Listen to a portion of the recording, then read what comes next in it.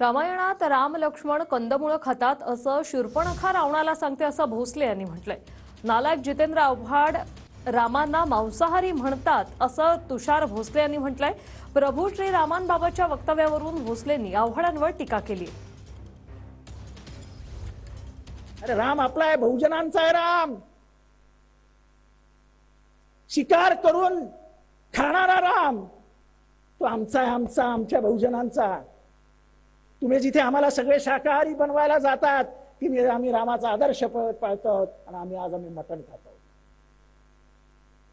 हा रामाचा आदर्श, राम हा शाकाहारी नव्हता, तो मांसाहारी होता। 14 वर्ष जंगलात राहणारा माणूस कुठे जाणार हो ते शाकाहारी शोधायला? अहो, रामायणात शूर्पणखा सुद्धा रावणाला सांगते की प्रभू श्रीराम आणि लक्ष्मण हे दोघही वनवासात कंदमुळं आणि फळं खातात, पण हा नालायक जितेंद्र आव्हाड म्हणतो की प्रभू श्रीराम मांसाहार करायचे। अरे, तुमच्या दीड दमडीच्या राजकारणासाठी आणि मूल्यांच्या दाढ्या कुरवाळण्यासाठी तुम्ही कुठल्या थराला जाताय? सगळ्यांची अस्मिता असलेल्या प्रभू श्रीरामांना तरी किमान यातनं सोडा।